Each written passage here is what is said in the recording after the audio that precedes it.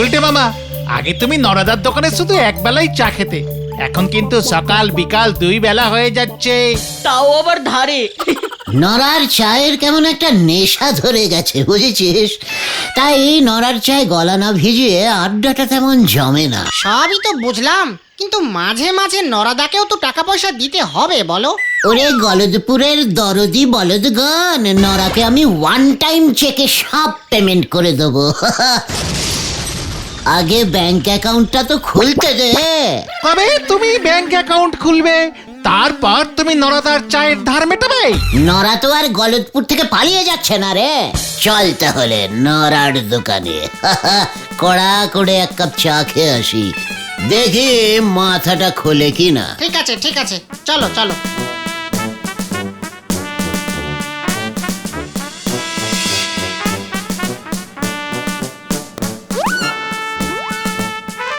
নরা, কড়া করে ডাবল চামচ চিনি দিয়ে এক কাপ চা বানা দিকে, আর ওদের লেবু চা। নরা, চা দে বলে দিলাম। নরা। ও নরাদা, তুমি এমন করছো কেন? কথা তো বলো।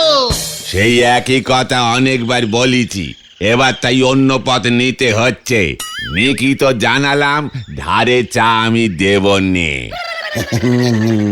নরা, তুই না আমার ছোট্ট ভাইয়ের মতো, আমরা না এক পাড়ায় থাকি। লজ্জা করে নে, দাদা হয়ে ভাইয়ের কাছ থেকে ধারে চা চাইছো? ওসব কথায় চিড়ে ভিজবে নে, আর আমি ধারে এক কাপ চাও দেব নে, ব্যাস। ঠিক আছে ঠিক আছে, কাজটা ভালো করলি না কিন্তু নরা। তোমার ওই ফুটো ধমক চমকি আমি ঘন্টা ভয় পাই। পাঁচু, পাঁচু ওকে থামা, রাগে আমার সারা শরীর কাঁপছে কিন্তু। ঠিক আছে, তুমি শান্ত হও গুলটে মামা, শান্ত হও। নরা, তোর চায়ের দোকান আমি বন্ধ করে ছাড়বো, এই তোকে বলে গেলাম, তুই দেখে নিস। ঠিক আছে, আমিও দেখবো আপনি কত বড় ফুটো মস্তান। নরাদার সঙ্গে যে এমন একটা বিচ্ছিরি ঝামেলা হয়ে যাবে বুঝতেই পারিনি। দূর, ভালো লাগছে না মনটা। আমাকে আমাকে ফুটো মস্তান বললো ওই নরা। এটা কিন্তু নরাদা ঠিক করেনি। আসলে গুলটে মামা হুট করে বলে বসলো যে ওর দোকান বন্ধ করে দেবে। সে তো রাগের মাথায় বলেছে। না রে ভেন্ডি, আমি ওই নরার দোকান বন্ধ করেই ছাড়বো। হ্যাঁ, এই না গুলটে মামা, এমন করো না। যতই হোক নরাদা আমাদের পাড়ারই লোক, ওই দোকান চালিয়েই ওর সংসার চলে। দোকান বন্ধ হলে ওর খুব অসুবিধা হবে গো। চা ছাড়া যে আবার আমার আড্ডা মারতে অসুবিধা হয়, সেটা তো নরার বোঝা উচিত ছিল। তা বলে তুমি ওর ব্যবসা বন্ধ করে দেবে, এটা কিন্তু বাড়াবাড়ি। ঠিক আছে, তোরা যখন বলছিস তখন পুরো বন্ধ করব না, তবে একদিন অন্তত বন্ধ করবই। আমাকে এখন একটা কিছু করতে হবে, যাতে নরা অন্তত একদিন দোকান খুলতে না পারে। কি করবে তুমি? ভাবতে হবে। এই শোন, তোরা এখন বাড়ি যা, আমাকে একটু একা থাকতে দে। আমাকে ফুটো মস্তান বলা, এত বড় সাহস ওই নড়ার? দাঁড়া দেখাচ্ছে। ঠিক আছে, আমরা যাচ্ছি। তুমিও বাড়ি ফিরে যেও কিন্তু সন্ধ্যের আগে। অন্ধকারে নদীর ধারে বেশিক্ষণ থেকো না। হ্যাঁ হ্যাঁ, পিসিমাও আবার চিন্তা করবে। এই গেলাম আমরা। আমি ফুটো মস্তান, ফুটো মস্তান দেখাচ্ছি মজা।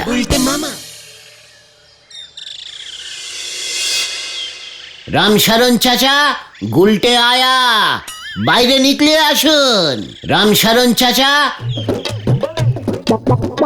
আরে গুলটে বাবু যে, তা হঠাৎ কি মনে করে বসেন বসেন? এই মানে অনেক কিছুই মনে করেই আয়া হ্যাঁ, বহুত জরুরি দরকার। ইয়ে মানে হচ্ছে, का बात बोलिए ना। আপনার কটা গরু হ্যাঁ? वही एक ही है।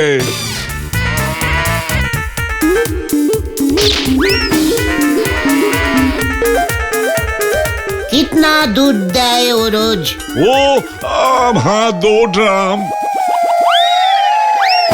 এক গরু আর 2 ড্রাম দুধ? এর মধ্যে কত জল মিশাতা হ্যাঁ চাচা?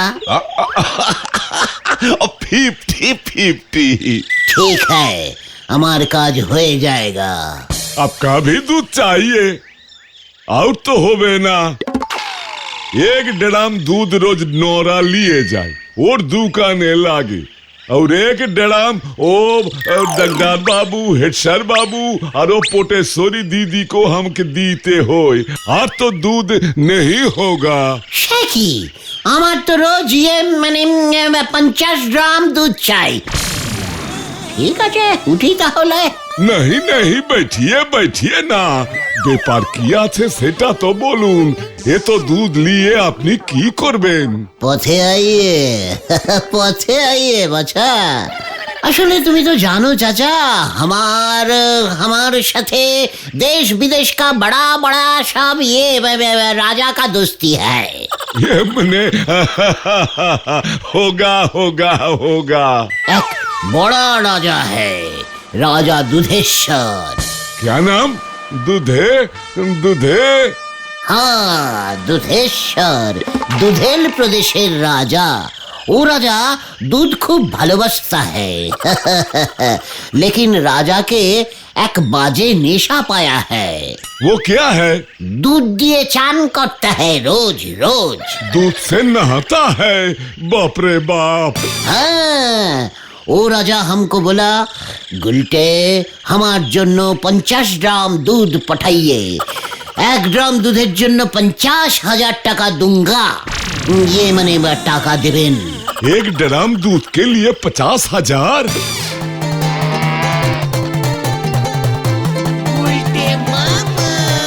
गुलटे बाबू, आप 2 ड्राम ही ले जाइए। কিন্তু আমার তো 50 গ্রাম चाहिए। 2 ड्राम से शुरू कीजिए ना गुलटे बाबू। 50,000 1 ड्राम, 2 ड्राम का मतलब 1 लाख। हाँ। ঠিক है ঠিক है। ये মানে ঠিক আছে, দুধেশ্বরকে আগে 2 ড্রামই পাঠাই স্যাম্পল হিসেবে। ও চান করে আরাম পেলে বাকি অর্ডার ফাইনাল করবে। তারপর না হয় ভাবা যাবে। আপনি আমার পাড়া কা চাচা, আপনার জন্য এইটুকুই তো করতেই হোগা, মানে করতেই হবে। हाँ हाँ हाँ। ঠিক আছে ঠিক আছে, কাল সকালে এসে আমি ওই 2 ড্রাম লে যাएंगे। তার মানে নড়া কাল কিন্তু দুধ পাচ্ছে না, ফাইনাল, এটা যেন মনে থাকে। हाँ हाँ फाइनल। যাচ্ছি চাচা, কাউকে কিন্তু এইসব আবার নেহি বলনা, মনে থাকেঙ্গা তো? हाँ हाँ हाँ। তুমি যে শেষ পর্যন্ত এমন বাম্পার প্ল্যান বের করবে সেটা আমরা একদম বুঝতে পারিনি গো গুলটে মামা। তোদের মতো এমন আনডিপ বলদের দল আমার মতো এত ডিপ প্ল্যান বুঝবে কি করে বল? নরাদা তাহলে দুধের অভাবে আজ আর চায়ের দোকান খুলবে না বলছো? কালি লিকার চা আর কজন খায় সেটা নড়াও ভালো করে জানে। তার থেকে বরং চলো না, আমরা নোরাদা এখন কি করছে সেটা বরং দেখে আসি। এইটা কিন্তু মন্দ বলিসনি, ঠিক আছে চল।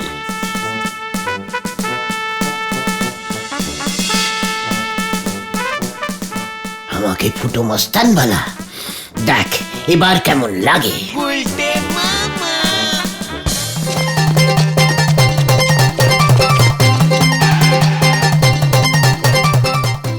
এই তো তোমরা, তোমাদের কাছেই যাচ্ছিলাম। কেন রে ভুলো, কি হয়েছে? বাবা কেমন যেন করছে আর ভুলভাল বকছে, আর শুধু বলছে গুলটে বাবুকে ডাক, গুলটে বাবুকে ডাক। নড়া এতটা ভয় খেয়েছে? বেচারা দুধের অভাবে দোকান খুলতে না পেরে বোধহয় মাথাটাই বিগড়েছে। রামশরণ চাচা হয়তো বলেছে আর কোনোদিনই দুধ দেবে না, এবার থেকে দুধেশ্বর রাজার কাছে এই দুধ সাপ্লাই করবে, ব্যাস। তারপরে এই নড়ার মাথা গরম হয়ে গেছে। এটা বোধহয় ঠিক হলো না গুলটে মামা। ভেন্ডি, তুই নড়ার হয়ে কথা বলবি না বলে দিলাম। ও যে আমাকে ফুটো মস্তান বললো সেই বেলা।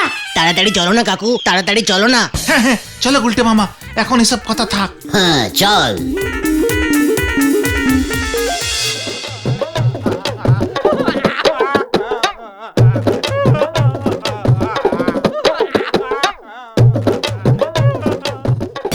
এই আমার কি হলো গো গুলটে বাবু, আপনি কিছু করেন গো, আপনি ছাড়া আমার অন্য কোনো গতি হবে নে গো গুলটে বাবু গো।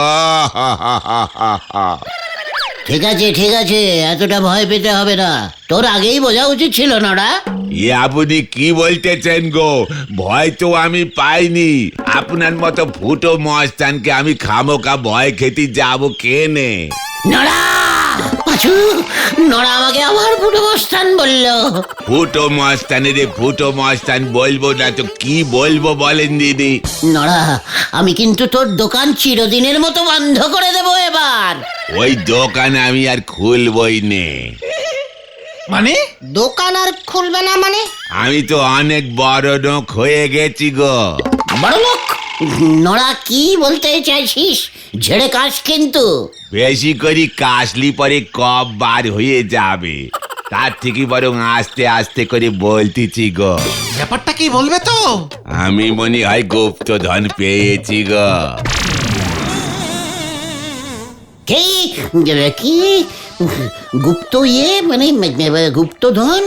তালি পরে আর বলতেছি কি গো। নড়া, তুই ঠিক বলেছিস, আমি ফুটো মস্তান, আগে বুঝতে পারিনি। তুই আগে গুপ্তধনের ব্যাপারটা বল দেখি। হ্যাঁ, আজ সকালবেলা এই কাগজটা কে যেন ওই জানালা দিয়ে ফুটুস করে ঘরে ছুরি মারলো গো। আমি তখন সবে ঘুম থেকে উঠিয়ে এইখানে বসে বুঝতে চেষ্টা করতেছি সকালের বড় চাপ এলো কি না। দেখি কাগজটায় কি লেখা আছে। গুপ্তধন আছে রানীমার কাছে, রানী বন্দি কুঠুরিতে, হাজার সেনার পাহারাতে, কুঠুরি ঝুলছে গাছে, মন্দিরের পিছে, রানী থাকে কোথায়, নরার দোকান যেথায়। তার মানে গুপ্তধন আছে রানীমার কাছে, রানী থাকে কোথায়? নরার দোকান কোথায়, তার মানে তো আমাদের এখানেই। মানে আমাদের গলতপুরে? গলতপুরে গুপ্তধন? নরা, সত্যি করে বল, এই চিঠি তোকে কে দিয়েছে? বিশ্বাস করেন গুলটে বাবু, আমি জানি নেকো। আমি তো বহুকাল আগে মায়ের কাছে মানত করেছিলাম গো, আমি যেন ওই গোবিন্দ বাবুর মতো কিপ্টে বড়লোক না হই। তাই বোধ করি মা আশীর্বাদ করিয়ে এই গুপ্তধনের খোঁজ পাইতেছে গো। সেই গুপ্তধনের খোঁজ তুই আমাদের দিলি কেন? এ কি বলতেছেন গো গুলটে বাবু? ওই অত বড় কবিতের মানে আমি ঠিকঠাক বুঝতে পারবো নাকি? ভুল বুঝে যদি ওই উল্টো দিকে চলে যাই তবে তো বিপদে পড়ে যাব। ওইদিকে হেড সাইডে বললি খবরটার গোপন রাখা যাবে নে, পুরো পেপারের হেডলাইন করে দেবে আর বলবে নরা গুপ্তধন তুই সব দেশের সেবায় দান করবি, তালি পরে তো আরো বড় বিপদ। তাই ভাবলাম এই গলতপুরে তোমরা ছাড়ার কাকেই বা আমি বিশ্বাস করবো বলো দিদি? গুপ্তধন উদ্ধার করলে আমরা কত পাবো? সে আমি কত কি পাই তার উপর নির্ভর করতেছে। আমার যেন দুধের অভাব না হয়, আন্দাজে গরু কিনতে পারি, এটুকু টাকা থাকলেই আমার চলে যাবে। নরা, আমাকে তুই বাকি জীবনটা ফুটো মস্তান বললেও আর তোর দোকান আমি বন্ধ করব না। সে তো আপনারে ভালোবেসে বলি। তাহলে ওই গুপ্তধন উদ্ধারের দায়িত্ব তুই আমাদের দিচ্ছিস? বড় নিজের ভেবে গো গুলটি বাবু। নরা, তুইও যে আমাদের বড় আপন, বড় নিজের। তাহলে চলো আমরা এক্ষুনি বেরিয়ে পড়ি গুলটে মামা। চল চল চল চল। দেখলি নরা আমাকে কি রেটে ভয় খেয়েছে, একেবারে গুপ্তধনের খোঁজ দিয়ে দিল। সে তো ওই কবিতাটার মানে বুঝতে পারছে না বলে হেল্প নিয়েছে, ভয় খেয়ে না। পাঁচু, ও ভয় খেয়েছে কিনা সেটা তুই আমাকে বলে দিবি? তবে গুপ্তধনের এই সংকেত কবিতা নরাদাকে কে পাঠালো বলো তো? গাছের ফল খা ভেন্ডি, গাছকে লাগিয়েছে সেদিকে মন কম দে।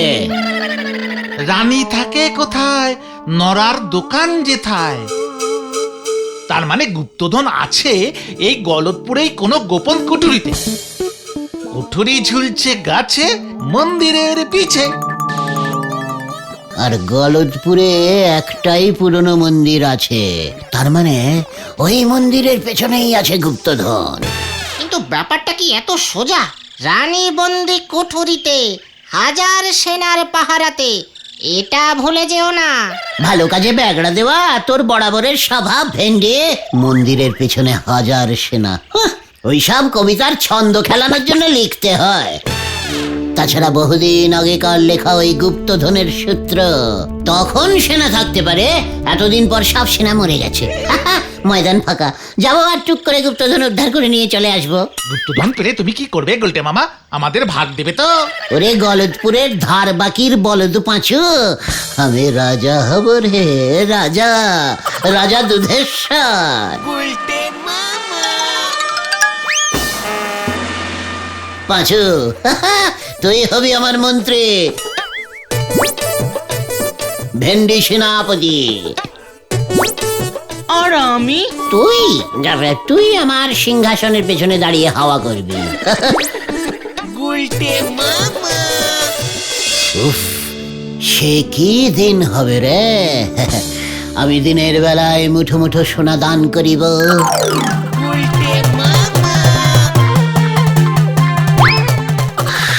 আর দুপুরে দুধ দিয়ে স্নান করিব, রাতে একসঙ্গে বসে নরার চা খাবো, আর রাজপ্রাসাদের ছাদে আড্ডা দিব।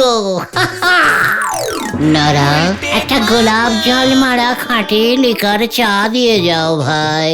জো হুজুর জাহাপনা। মন্ত্রী, বলুন জাহাপনা।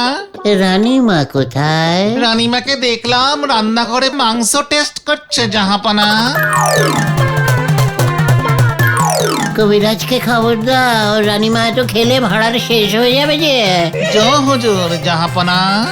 সেনাপতি, অস্ত্র শস্ত্র সব ঠিক আছে তো, নাকি নাকি বেঁচে দিয়েছ? না হুজুর, সব আছে। সৈন্যদের বলেছি অস্ত্রগুলোতে ধার দিতে।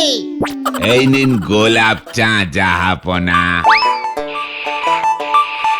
বাহ বাহ নড়া, বাহ বাহ বাহ বাহ বাহ বাহ বাহ বাহ। ও গুলটে মামা, গুলটে মামা, ও গুলটে মামা, গুলটে মামা। এই কি হলো তোমার? হ্যাঁ, কিছু না, আসলে এতগুলো গুপ্তধন তো এই একটু চিন্তায় পড়ে গেছিলাম আর কি। আগে তো পাও, তারপর না হয় চিন্তা করো। ঘটনা, এই জন্য তোকে আমি পেছনে দাঁড় করিয়ে হাওয়া করাবো, বুঝেছিস? আমরা গুপ্তধন খুঁজতে যাব না এখানেই দাঁড়িয়ে থাকবো? এই না না না, এক্ষুনি চল, এক্ষুনি চল।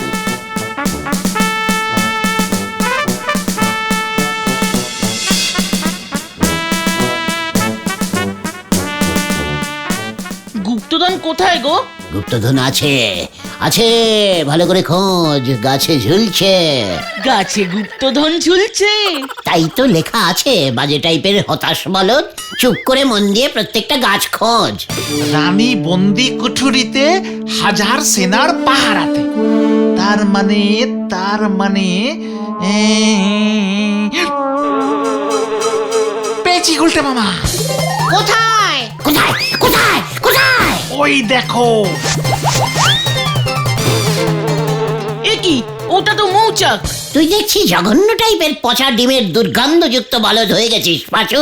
রানী বন্দি কুঠুরিতে, রানী মানে রানী মৌমাছি একটাই থাকে, হাজার সেনা পাহারাতে। মানে কবি এখানে শ্রমিক মৌমাছিদের কথা বলেছে গুলটে মামা। এখানে কবি এলো থেকে? না মানে গুপ্তধন সূত্রটা যে লিখেছে গুলটে মামা, আমি নিশ্চিত কবি এখানে ওই মৌচাককেই বুঝিয়েছেন। খুব বাজে কবি তো। তার মানে ওই মৌচাকের ভিতরেই গুপ্তধন আছে। ইয়েস। দোষ, এটুকু গুপ্তধন? বেশি লোভ করিস না ঘটনা, হয়তো ওই মৌচাকের ভিতরেই আছে পৃথিবীর সব থেকে অমূল্য মানে দুর্মূল্য হিরে। হ্যাঁ রে, আর কথা না বাড়িয়ে ওই মৌচাকের ভিতর থেকে হিরেটা বের করে নিয়ে আয়, গলদপুরের বিগ বাজেটের বলদরা। ওরে বাবা, আমি যাব না। মৌমাছি কামড়ালে রক্ষা নেই গুলটে মামা। হ্যাঁ গুলটে মামা, আমি নেই এর মধ্যে। আমিও না। মানে গুপ্তধন তার মানে তোদের চাই না? না। মানে তাহলে কি হবে? আমার তো চাই, মানে তীরে এসে তোরা যে এইভাবে ঝোলাবে সে তো আমি বুঝিনি কো। গুলটে মামা তুমি একা রাজা হলেই চলবে? ওরে, একটা দেশে কটা রাজা থাকে একসঙ্গে? তোদের আমি অর্ডার করছি, ওরে আমার বীর পুরুষ সাহসী সাগরেদরা, হ্যাঁ যা, তোরা ছিনিয়ে নিয়ে আয় ওই গুপ্তধন, যা যা যা। না না না, তোরা না গেলে আমি একাই চলে যাব, কিন্তু তখন কিন্তু তোরা আমাকে বলতে পারবি না। না না না না, আমরা কিছুই বলবো না, তুমি যাও যাও যাও যাও। তুমি রাজা হবে না গুলটে মামা? বিশাল রাজা। রাজা? হ্যাঁ, আমি রাজা হবই। তাহলে এই নাও অস্ত্র। ইয়া! দে।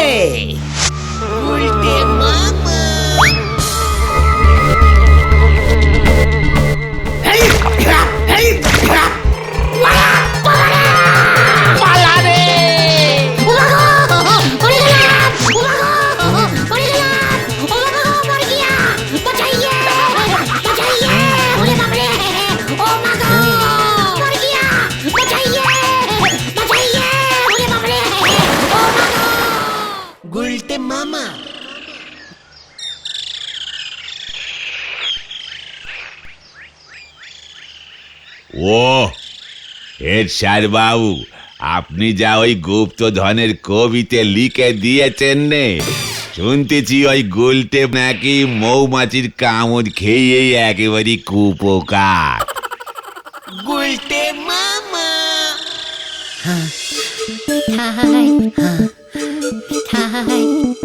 এসব ওই নরাদা আর হেড স্যারের চাল ছিল গুলটে মামা।